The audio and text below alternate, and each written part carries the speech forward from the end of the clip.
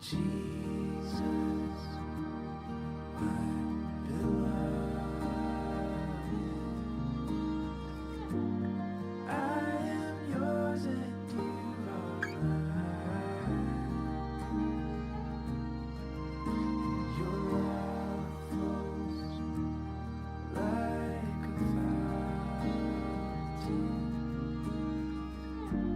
sweet as honey, better than wine. Keep me faithful, keep me true. Bind my heart to only you.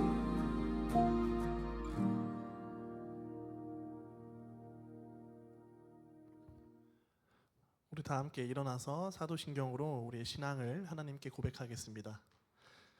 나는 전능하신 아버지 하나님, 천지의 창조주를 믿습니다. 나는 그의 유일하신 아들, 우리 주 예수 그리스도를 믿습니다.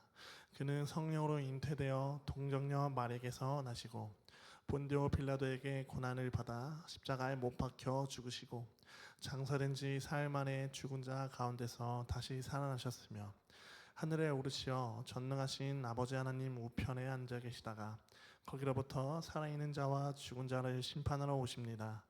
나는 성령을 믿으며 거룩한 공교회와 성도의 교제와 죄를 용서받는 것과 몸의 부활과 영생을 믿습니다. 아멘.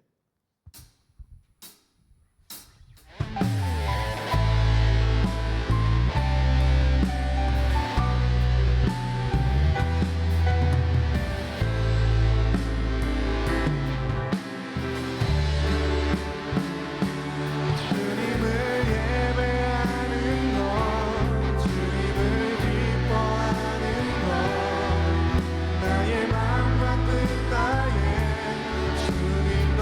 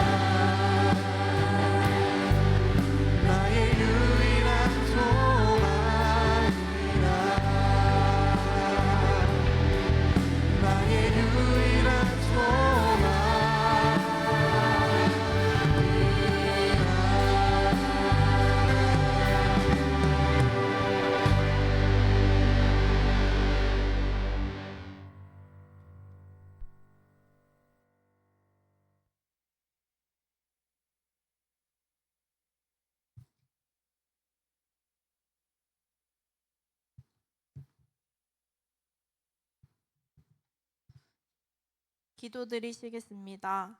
하나님 아버지, 오늘도 저희를 예배 자리에 불러주셔서 감사합니다. 주님 안에서 함께 모여 찬양하고 말씀을 나눌 수 있음이 큰 기쁨입니다. 주님, 저희의 연약함을 고백합니다. 바쁘다는 이유로 기도에 소홀했고 세상 걱정에 마음을 빼앗긴 적이 많았습니다. 그럼에도 불구하고 늘 기다려주시고 품어주시는 주님의 사랑에 감사드립니다. 하나님, 저희 청년부를 사용하여 주옵소서. 서로를 격려하고 세워주며 세상 속에서도 믿음을 지켜내는 공동체가 되게 하옵소서. 또한 삶의 자리에서 빛과 소금이 되어 주님의 사랑을 흘려보내게 해주세요. 오늘 전해주시는 말씀을 통해 저희 마음을 새롭게 해주시고 예배하는 시간 내내 주님만 바라보게 해주세요. 이 예배를 주님께 온전히 맡기며 모든 영광을 주님께 올려드립니다. 예수님의 이름으로 기도드립니다. 아멘.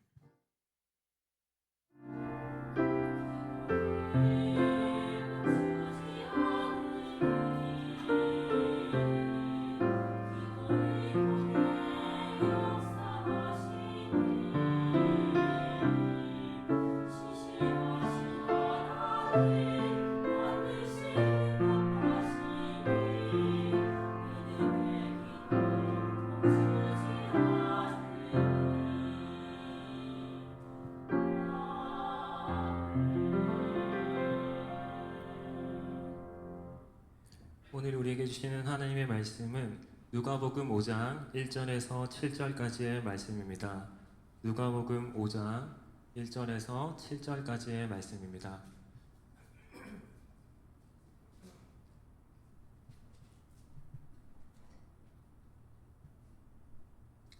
누가복음 5장 1절에서 7절까지의 말씀을 제가 받들어 읽겠습니다. 무리가 몰려와서 하나님의 말씀을 들을새 예수는 게네사렛 호숫가에 서서 호숫가에 배 두 척이 있는 것을 보시니 어부들은 배에서 나와서 그물을 씻는지라. 예수께서 한 배에 오르시니 그 배는 시몬의 배라. 육지에서 조금 떼기를 청하시고 앉으사 배에서 무리를 가르치시더니 말씀을 마치시고 시몬에게 이르시되 깊은 데로 가서 그물을 내려 고기를 잡으라. 시몬이 대답하여 이르되 선생님, 우리들이 밤이 새도록 수고하였으되 잡은 것이 없지만은 말씀에 의지하여 내가 그물을 내리리이다 하고 그렇게 하니 고기를 잡은 것이 심히 많아 그물이 찢어지는지라. 이에 다른 배에 있는 동무들에게 손짓하여 와서 도와달라 하니 그들이 와서 두 배의 채움에 잠기게 되었더라. 아멘. 네, 여러분 안녕하세요. 저는 우리 교회에서 중고등부를 섬기고 있는 김경빈 전도사라고 합니다. 네, 다들 산계하여 앉아 계시군요. 네, 여러분 아마 저를 처음 보시는 분들도 계셔서 조금 낯설고 어색할 거라는 생각이 듭니다. 저도 마찬가지로 여러분들을 처음 보기 때문에 똑같이 낯설고 어색합니다. 지금 여러분들이 느끼고 있는 그 감정을 저도 똑같이 그대로 느끼고 있습니다. 그래도 괜찮습니다. 지금 우리의 이 낯섦과 이 거리를 존중하겠습니다. 그저 여러분이 말씀을 들을 수 있는 가장 편안한 자리에서 가장 집중해서 오늘 하나님이 우리에게 어떤 말씀을 주시는지 귀 기울여 주시면 감사하겠습니다. 여러분 혹시 살아가다가 문득 이런 생각을 해보신 적 있나요? 평범하게 살고 싶다. 크게 성공하지 않아도 괜찮고 대단한 유명세를 얻거나 명성을 얻지 않아도 괜찮으니 그저 안정된 직장을 가지고 단란한 가정을 꾸리고 무난하게 적당하게 평범하게 살고 싶다. 여기서 조금만 더 욕심을 낸다면 가능하다면 대기업이나 공기업에 취직을 하고 또 가능하다면 서울에 내 집 마련의 꿈도 실현해보고 또 가능하다면 해외여행도 좀 다니면서 문화생활도 좀 누리면서 그렇게 살고 싶다. 아마도 이 시대를 살아가고 있는 여러분들, 특히나 청년분들이라면 한 번쯤은 마주한 적이 있는 생각일 것입니다. 너무나 당연하고 자연스러운 세상이 말하는 평범한 삶의 그림입니다. 그런데 여기서 문제는 우리 그리스도인들에게는 이 평범함이 결코 평범하지가 않다라는 것입니다. 왜냐하면 우리가 예수님을 나의 구주로 고백한 순간부터, 거듭난 순간부터, 성령님이 내 안에 계신 순간부터 세상은 괜찮다고 말하는데 나는 왠지 모르게 마음이 찝찝하고 불편한 순간이 찾아오기 때문입니다. 돈을 더 벌기 위해서, 성공하기 위해서 주일 예배가 아니라 일을 선택하는 것도, 취업이나 승진을 위해서 적당히 타협하고 합리화하는 것도 다른 사람들에게는 너무나 자연스럽고 아무렇지도 않은 평범한 선택인데 우리들에게는 왠지 마음이 걸리고 왠지 마음이 불편하고 내가 이렇게 해도 되는 건가 하는 질문이 따라오는 것입니다. 그래서 오히려 우리 그리스도인들은 평범하게 사는 게 더 어렵습니다. 평범하게 살아가는 것이 참 힘듭니다. 오늘 우리는 이 고민의 지점에서 함께 말씀을 나누어 보려고 하는데요. 우리 그런 의미에서 말씀 제목을 한번 큰 목소리로 같이 읽어볼까요? 시작. 평범하게 살고 싶어요. 네, 너무 중고등부스러웠나요? 네. 자, 여러분 혹시 이 예능 프로그램 보신 적 있나요? 전지적 참견 시점, 줄여서 전참시라고 하는 프로그램인데 직접 본 방송을 보지는 않더라도 SNS나 유튜브나 다른 매체들을 통해서 한 번쯤은 본 적이 있을 것입니다. 이 예능에는 슬로건이 있습니다. 저 사진에 나와 있는 것처럼 당신의 인생에 참견해 드립니다. 그래서 연예인들의 일상을 지켜보면서 또 매니저들을 통해 보여지는 그들의 일상을 보면서 이 패널들과 우리 시청자들이 그들의 삶에 참견하고 간섭합니다. 왜 저렇게 사는 거지? 왜 저렇게 하는 거지? 혹은 대단하다. 나도 저렇게 살아봐야겠다 하면서 참견하고 간섭하는 예능입니다.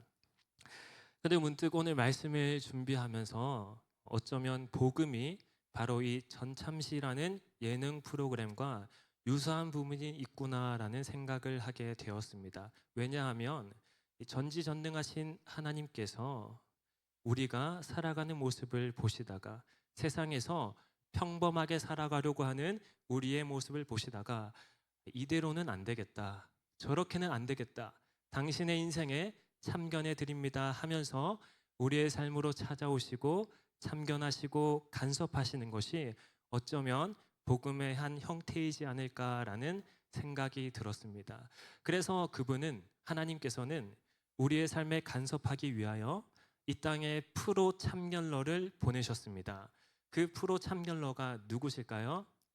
바로 예수님입니다. 오늘 본문은 예수님이 베드로를 부르시는 우리가 너무나 잘 알고 있는 본문입니다. 베드로를 제자로 부르시는 이 장면 속에서 우리가 서론에서 나누었던 고민의 지점을 살펴보고 예수님이 우리의 삶에 어떻게 찾아오시고 우리를 어떻게 변화시키는지 평범하게 살고 싶어요라고 외치는 우리에게 어떤 음성을 들려주시는지 귀 기울이시는 은혜의 시간이 되기를 간절히 소망합니다. 먼저는 자꾸 내 인생에 주님이 찾아오신다라는 것입니다. 우리 누가복음 5장 1절에서 3절까지의 말씀을 한번 같이 읽어보도록 하겠습니다. 무리가 몰려와서 하나님의 말씀을 들을새 예수는 게네사렛 호숫가에 서서 호숫가에 배 두 척이 있는 것을 보시니 어부들은 배에서 나와서 그물을 씻는지라. 예수께서 한 배에 오르시니 그 배는 시몬의 배라. 육지에서 조금 떼기를 청하시고 앉으사 배에서 무리를 가르치시더니. 아멘. 예수님은 어느새 사람들에게 엄청 유명해지셨습니다. 그래서 예수님이 가는 곳마다 많은 사람들이 몰려와 인산인해를 이루게 됩니다. 오늘 본문에서도 사람들이 많이 몰려왔습니다. 그래서 예수님께서는 어떻게 하면 이 많은 사람들에게 효과적으로 말씀을 전할 수 있을까 고민하시다가 저기 호숫가에 대져 있는 배 두 척이 눈에 들어오신 것입니다. 아마도 이 배 두 척의 배를 타고 사람들과 조금 떨어져서 말씀을 전하면 거기 있는 많은 사람들에게 효과적으로 말씀을 전할 수 있겠다라고 생각하신 것 같습니다. 그래서 그 배 두 척이 있는 호숫가로 가셨습니다. 때마침 그곳에는 밤새도록 작업을 하고 이제 퇴근을 하기 위하여 그물을 싣고 있는 어부들이 있었습니다. 예수님은 그 두 척의 배 중에 한 척의 배에 올라가셔서 말씀을 전하셨습니다. 근데 그 배가 누구의 배였죠? 말씀을 보면 시몬의 배라, 시몬 베드로의 배였습니다. 우리는 흔히 이런 것을 운명의 장난이라고 말합니다. 운명의 장난처럼 평범했던 베드로의 삶에 예수님께서 찾아오셨다. 근데 여기서 우리가 중요하게 살펴봐야 할 부분이 하나 있는데요. 오늘 우리가 읽은 이 누가복음 5장에서는 예수님과 베드로가 마치 처음 만나는 것처럼 묘사가 되어 있습니다. 근데 사실 그렇지가 않다라는 것이죠. 이 복음서를 시간의 순서대로 배열해 보면 몇 달 전인 요한복음 1장에서 베드로는 동생인 안드레의 인도로 이미 예수님을 만났습니다. 그리고 그 자리에서 지금 우리가 지칭하고 있는 이 베드로, 게바라는 이름을 예수님께서 주셨습니다. 그리고 또 이어지는 예수님의 첫 번째 이적인 가나 혼인 잔치, 물을 포도주로 바꾸는 그 기적의 현장에도 베드로는 예수님과 함께하고 있었습니다. 즉 우리가 잘 알고 있는 그 베드로, 예수님의 제자인 베드로의 삶을 살아가고 있었던 것입니다. 근데 지금 누가복음 5장에선 베드로가 다시 고기잡이의 일상으로 돌아와 있습니다. 심지어 예수님이 오셨는데 자신의 배에 오르셔서 말씀을 전하고 계신데도 들은 채도 하지 않고 아는 채도 하지 않고 그냥 그물을 싣고 있습니다. 도대체 어떻게 된 일일까요? 무슨 일이 있었던 걸까요? 우리는 이미 성경을 통해 알고 있지만 아마도 베드로가 부르심을 받고 예수님을 따르며 예수님의 제자로서의 삶을 살아갔을 것입니다. 그런데 그 삶을 살아가는 도중에 여러 가지 힘든 부분들이 생기는 거예요. 여러 가지 고민들이 생기고 내 생각과 내 계획과 다른 지점들이 생긴 것입니다. 결국 그 고민과 갈등의 끝에서 베드로는 예수님을 떠나서 이내 평범했던 자신의 어부의 삶, 세상이 평범하다고 말하는 그 인생으로 돌아와 있었던 것입니다. 자, 이 배경을 이해하고 오늘의 본문을 바라보면, 오늘의 장면을 바라보면 이제 느낌이 좀 다르게 보입니다. 예수님께서는 마치 우연을 가장한 듯이 이 갈릴리 호숫가에 오셨고 때마침 베드로가 일을 마치고 그물을 싣고 있을 때였고 또 마침 배에 올라서 말씀을 전하셨는데 그 배가 시몬 베드로의 배였습니다. 여러분 아직도 이게 그저 단순한 우연의 일치, 운명의 장난이라고 치부할 수가 있을까요? 여기서 아주 중요한 포인트가 있습니다. 예수님께서는 이렇듯 우연 같지만 끊임없이 저와 여러분의 인생에 찾아오신다는 것입니다. 자꾸만 찾아오십니다. 잊을만 하면 찾아오십니다. 어쩔 땐 너무 부담스러워서 피하고 싶고 도망친 그 자리에도 예수님은 아무 일도 없었다는 듯이 아무렇지도 않다는 듯이 우리를 찾아오십니다. 우리는 또 베드로의 인생을 너무 잘 알고 있습니다. 오늘의 지금 이 상황이 나중에 똑같이 일어나는 거 여러분 아실 겁니다. 언제죠 그게? 예수님께서 잡히시던 날 밤에 베드로가 닭이 울기 전에 3번 예수님을 부인하고 또 도망칩니다. 그리고 부활하신 예수님께서 베드로를 찾아갔을 때 지금 이 상황과 지금 이 장면이 마치 데자뷰처럼 똑같이 일어납니다. 정말 말 그대로 프로 참견러 예수님이십니다. 여러분의 삶의 자리는 어떻습니까? 오늘 우리의 삶의 자리는 어떻습니까? 예수님을 뜨겁게 사랑한 적이 있었습니다. 예수님을 나의 구주로 고백하며 예수님을 따르며 예수님과 함께 예수님의 제자의 삶을 살아가겠다 결단한 순간들이 있었습니다. 그런데 그 삶을 살아가다 보니 여러 가지 문제들이 생기고 여러 가지 어려움을 마주하게 되고 내 생각과 내 계획과 다른 지점들을 보게 되고 그 고민과 갈등 끝에서 결국 우린 예수님을 떠나서 세상이 평범하다고 말하는 그 인생으로 돌아가려고 합니다. 적당히 믿으며 적당히 평범한 삶을 살아가려고 합니다. 마치 오늘 말씀의 제목처럼 평범하게 살고 싶어요 라며 말이죠. 이제 눈치를 채셨겠지만 오늘 제가 여러분에게 던지는 이 평범이라는 단어는 사실 우리의 회피이자 도피이며 합리화이자 핑계이며 타협의 또 다른 이름이었습니다. 그러나 여러분, 그 자리에도 주님은 여전히 찾아오십니다. 그 장소가 어디든지 상관없이 때와 시간과 관계없이 주님은 내게 찾아오십니다.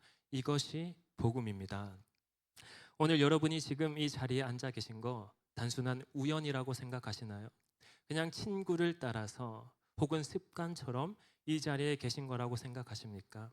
그저 부모님이 교회를 다니시니까 교회가 집 근처에 있어서 가까워서 그냥 이 자리에 앉아 있는 거라고 생각하십니까?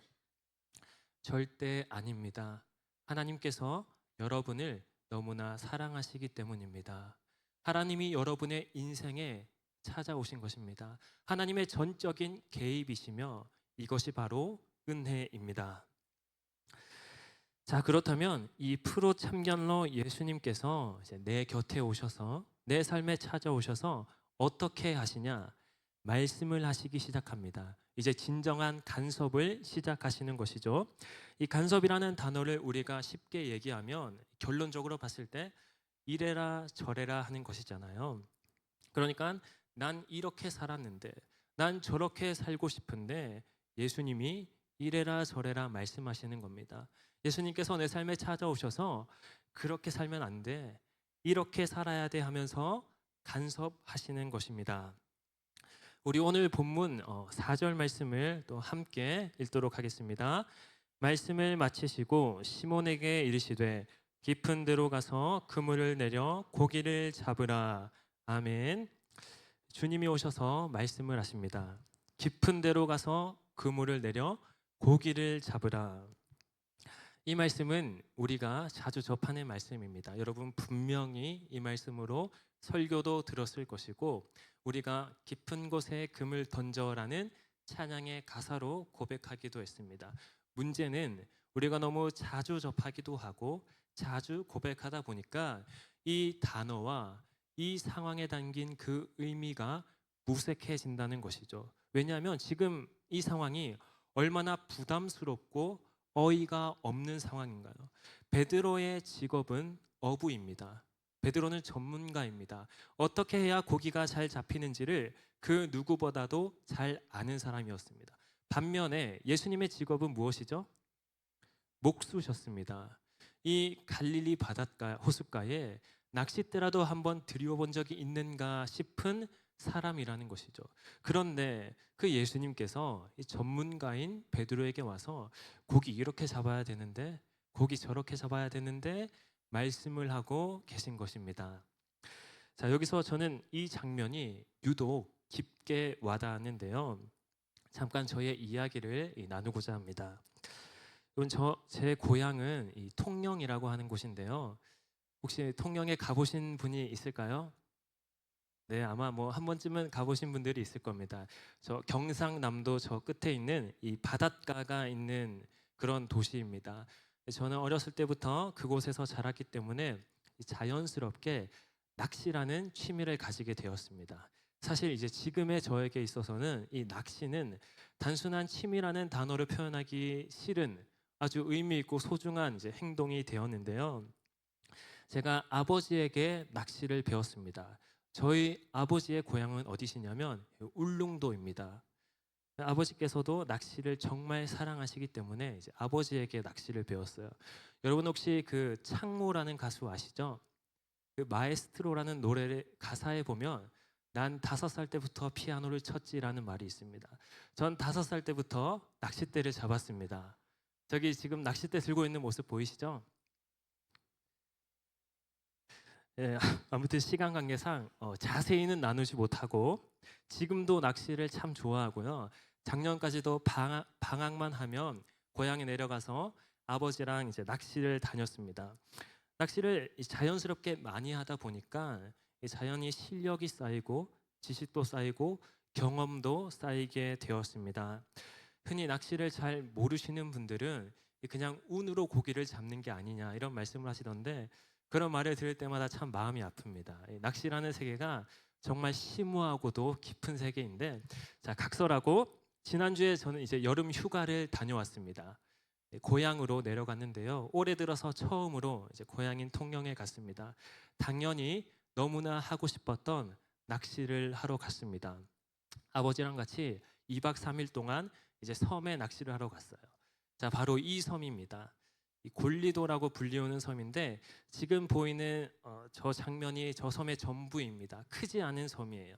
육지에서 한 10분 정도 가면 있는 이렇게 자그마한 섬인데 저 섬이 이제 낚시 포인트로는 꽤나 유명한 이제 섬입니다. 저기 가서 2박 3일 동안 이제 낚시를 했는데 혹시 여러분 방파제라는 단어 아시나요? 네, 여기 보면은 저기 이렇게 쭉 나가 있는 하얀 등대가 있는 방파제 보이시죠? 저기서 이제 낚시를 하는 겁니다. 어떤 모습이냐면 자, 이런 모습으로 낚시를 합니다. 저기 서 있는 사람은 저희 아버지시고요. 저렇게 서서 이제 이렇게 바다를 바라보고 이제 낚시를 하는 것입니다. 예, 바로 이제 저기서 낚시를 했는데 저와 아버지만 고기를 많이 잡았습니다. 흔히 도미라고 불리는 아주 귀한 고기도 제가 잡았습니다. 이 서울 사람들은 증거를 보여주지 않으면 믿지를 않으시더라고요. 그래서 증거를 가져왔습니다. 자, 저기 보이는 이 고기들 아마 여러분들 좀 아실 수도 있는데 자, 여러분 기준으로 맨 왼쪽에 있는 고기는 이제 숭어라고 하는 고기. 저거는 제가 한 2년 전쯤 여름에 아마 잡았던 것 같고 자, 요 가운데에 있는 고기가 중요한 고기인데 혹시 여러분 감성돔이라고 아시나요? 아세요? 이 감성돔이라고 불리는 고기인데 저 고기가 이제 낚시꾼들에게는 이 최고의 고기입니다. 잡기도 힘들고 횟집에 가도 아주 귀한 대접을 받는 그런 고기죠. 이번에 제가 잡았는데 크기가 이제 45cm였습니다. 자랑하는 거 맞습니다. 맨 오른쪽에는 저희 아버지가 이제 또 고기 잡았던 사진입니다. 자, 저기서 낚시를 하는 사람들은 꽤나 많이 있었습니다. 그런데 저 귀한 고기들과 이 고기를 많이 잡은 사람은 저와 아버지밖에 없었어요. 도대체 어떻게 그럴 수 있었을까요? 그 사람들과 저의 차이는 바로 이 낚시에 대한 경험과 지식 그리고 장소에 대한 이해도의 차이였습니다. 저는 저 골리도라고 불리우는 섬에서 10년 넘게 낚시를 했습니다. 이 대략적인 물속의 지형 지물들과 수심이 몇 미터인지 어떤 시간에 어떤 미끼를 사용해야 어떤 고기가 잡히는지를 너무나 잘 알고 있었던 것입니다. 본문의 베드로도 마찬가지라는 것이죠. 이 갈릴리 호수는 베드로가 평생을 고기를 잡아온 장소입니다.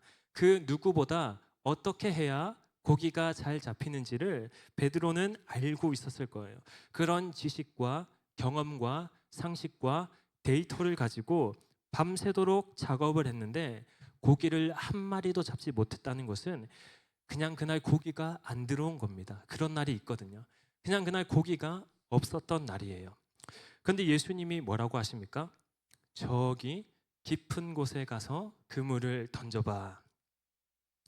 여러분, 주님의 말씀은 우리의 상식과 경험을 흔듭니다. 지식적으로도 경험적으로도 안 되는 건데 예수님은 자꾸 간섭을 하십니다. 도저히 안 되는 거고 원래 안 되는 거고 당연히 안 되는 건데 주님이 찾아오셔서 말씀합니다. 그거 돼. 한번 해봐. 깊은 곳에 가서 그물을 던져봐. 이게 불편합니다. 이 지점이 우리에게 힘든 지점입니다. 이 부분부터 우리는 예수님의 간섭에 불편함을 느끼기 시작합니다. 내 능력과 내 모든 영역에 대해서, 내 삶에 대해서, 나의 경험에 대해서 내가 지금까지 알고 있는 그 모든 지식과 상식에 대하여 그분이 찾아오시더니 깊은 곳에 던져봐 하시며 참견하시고 간섭하십니다. 그런데 이 제안이 때론 너무나 상식과 맞지 않는 거예요. 정말 말도 안 되고 어처구니가 없고 진짜로 그렇게 했다가는 큰 일이라도 날 것 같은 염려와 두려움이 우리의 앞을 가로막습니다. 이렇게 하면 주님 말씀대로 정말 깊은 곳에 그물을 던졌다가는 주님, 제 인생이 어려워질 것 같은데요. 제 삶이 힘들어질 것 같은데요. 라는 두려움이 우리의 앞을 가로막는 것이죠. 어쩌면 베드로도 예수님의 간섭 앞에서 이러한 두려움 때문에 예수님을 잠시 떠났었는지도 모르겠습니다. 그러나 오늘의 본문에서 베드로의 반응은 우리에게 중요한 의미를 전달해 줍니다. 우리 본문 5절 말씀을 함께 읽도록 하겠습니다. 시몬이 대답하여 이르되 선생님, 우리들이 밤이 새도록 수고하였으되 잡은 것이 없지만은 말씀에 의지하여 내가 그물을 내리리이다 하고. 아멘. 우리가 지금 읽은 이 개역 개정 성경에는 말씀에 의지하여라고 나와 있는데 사실 원문을 보면 이런 표현은 없습니다. 그저 상황에 따라서 이 번역을 다르게 할 수 있는 전치사를 의역한 것입니다. 쉽게 말하면 우리가 읽은 말씀에서는 베드로에게 갑자기 반전이 생겨서 엄청난 믿음이 생겨서 주님 말씀 의지하여 그물을 던집니다라는 것처럼 나타나 있지만 사실은 그것과는 느낌이 조금 다르다는 것이죠. 원래 상황으로는 주님 믿습니다, 주님께 올인합니다 하면서 그물을 던진 것이 아니라 주님 이거 없는데, 이거 안 되는 건데 그래도 찾아오셔서 말씀하시니 말씀대로는 해보겠습니다 라는 느낌인 것이죠. 원문 그대로 해석하면 그냥 말씀하시니까 말씀대로만 해보겠습니다 이런 느낌인 거예요. 그런데 이어서 아주 놀라운 일이 벌어집니다. 자, 우리 6절 말씀 함께 읽도록 하겠습니다. 시작. 그렇게 하니 고기를 잡은 것이 심히 많아 그물이 찢어지는지라. 아멘.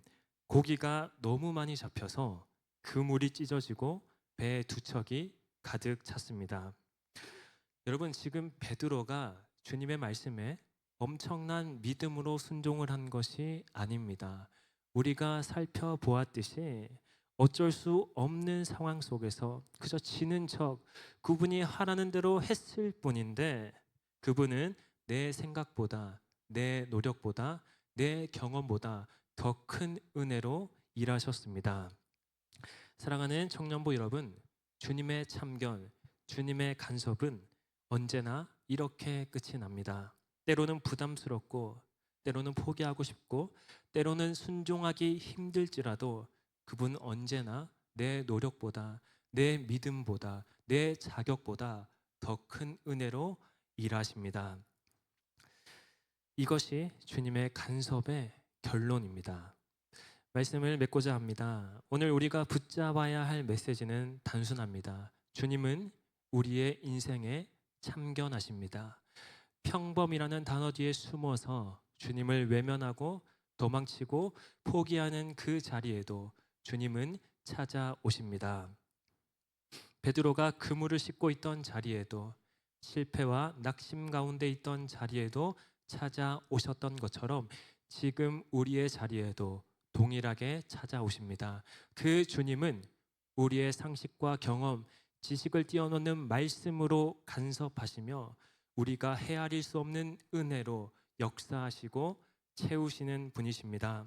그러므로 우리의 믿음이 크지 않아도 괜찮습니다. 아직 온전한 결단이 아닐지라도 괜찮습니다. 그저 주님 말씀하시니 해보겠습니다. 그 작은 순종이면 충분합니다. 그 작은 결단과 그 작은 반응 위에 하나님께서는 우리가 감히 헤아릴 수 없는 은혜를 부어 주실 것입니다. 오늘 이 자리에서 주님의 말씀 앞에 다시 한번 우리의 작은 순종과 결단을 올려드릴 수 있기를 소망합니다. 하나님께서는 여러분의 그 작은 결단 위에 베드로를 사람을 낚는 어부로 세우셨던 것처럼 여러분을 주님의 일꾼으로 세우실 것입니다. 오늘 말씀을 듣는 모든 분들이 주신 말씀을 붙잡으며 이 어려운 시대 가운데 빛과 소금의 역할을 감당하는 귀한 주의 청년들이 되시길 주님의 이름으로 축복합니다. 기도드리겠습니다. 하나님 아버지, 저희들에게 말씀을 허락하여 주심에 감사합니다. 주님, 주신 말씀을 붙잡고 살아가는 귀한 주의 청년들 될 수 있도록 함께하여 주시옵소서. 우리의 삶 가운데 찾아오시고 불러주시는 그 주님의 부르심 앞에 순종하며 결단하며 나아가는 귀한 주의 청년들이 될 수 있도록 역사하여 주시옵소서. 감사드리며 이 모든 말씀 살아계신 예수님의 이름으로 기도드립니다. 아멘.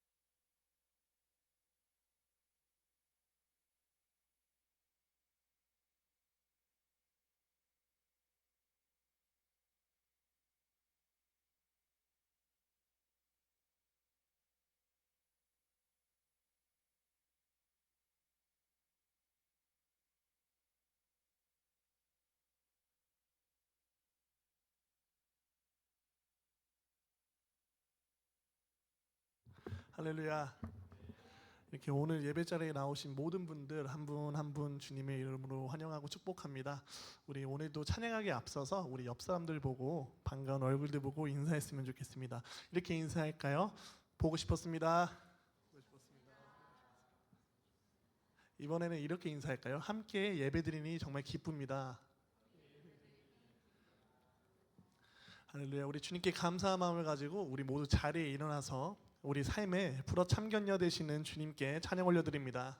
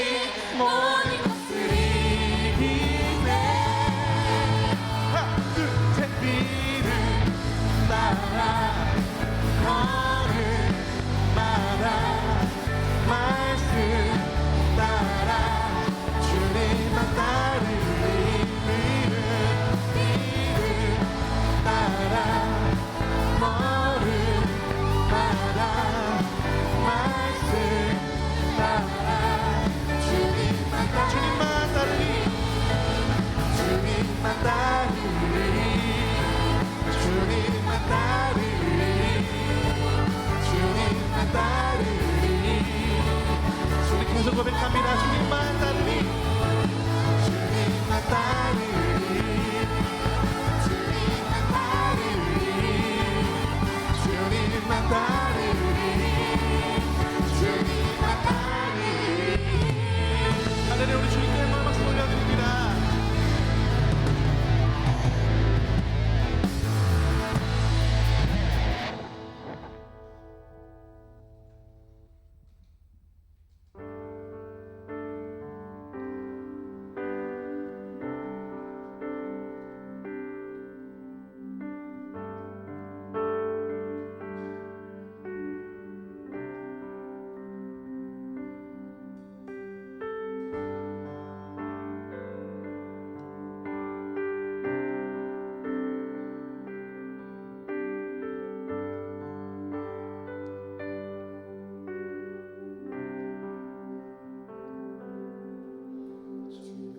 나의 주 하나님은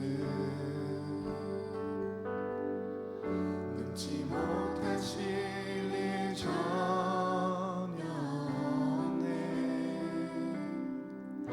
우리의 모든 간구도 우리의 모든 생각도 우리의 모든 꿈과 모든 소망도 신실하신 나의 주 하나님은 우리의 모든 괴로움 바꿀 수 있네. 불가능한 일 행하시고 죽은 자를 일으키시니 그를 이길 자 아무도 없네. 주의 말씀을 의지하여 깊은 곳에 금을 던져 오늘 그가 놀라운 일을 이루시는 것 보라. 주의 말씀을 의지하여 믿음으로 금을 던져 믿는 자에게 능치 못함 없네. 다시 한번 고백합니다. 전능하신 나의 주 전능하신 나의 주 하나님은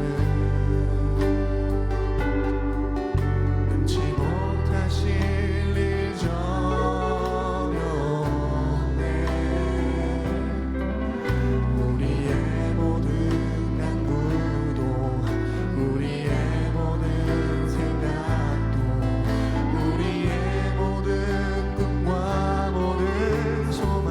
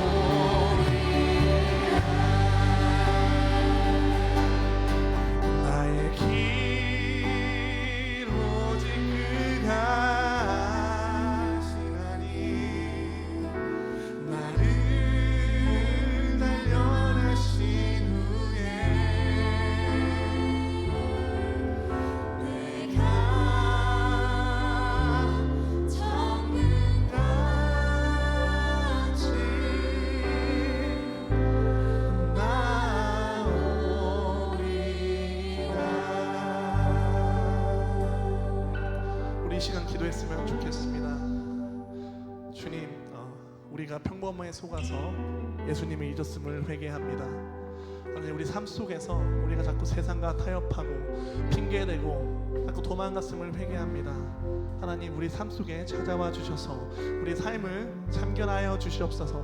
그리고 주님께서 그 참견하실 때에 우리가 주님의 그 참견을 믿음으로 말미암아 나아가는 우리 청년부가 될 수 있도록 주님 함께하여 주시옵소서. 우리 간절한 기도 제목을 가지고 주님께 기도하며 나아갑니다. 기도하겠습니다.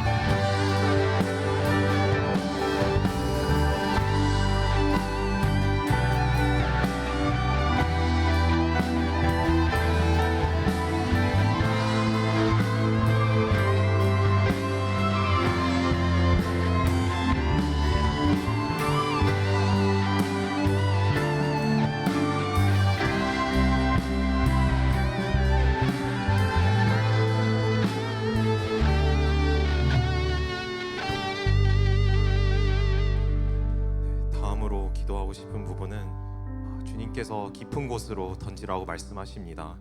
도저히 우리의 생각과 경험으로는 너무나도 이해되지 않는 부분이 너무나도 많습니다. 하지만 그럼에도 불구하고 우리 주님의 말씀에 의지하기를 간절히 소망합니다. 정말 보이지 않는 곳에서 정말 역사하실 주님의 그 놀라운 계획을 우리가 믿고 따릅니다. 우리 모두가 하나님의 말씀을 붙잡고 너무나도 어렵고 너무나도 두려운 상황임에도 불구하고 우리 다 같이 하나님을 정말 찾는 이 시간이 되게 하여 주시옵소서. 우리 하나님의 말씀을 가장 중요시하는 그런 청년부 되게 하여 주시옵소서. 다 같이 기도하겠습니다.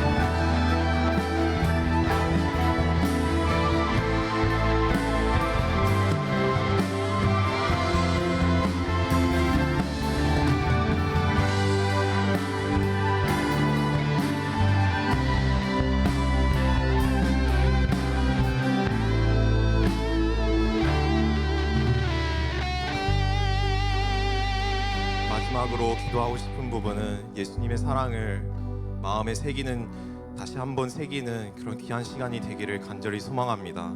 정말 우리는 예수님을 찾지 않을 때도 있었고 부르셔도 들은 채 하지 않고 그저 그물을 씻었을 때가 많았습니다.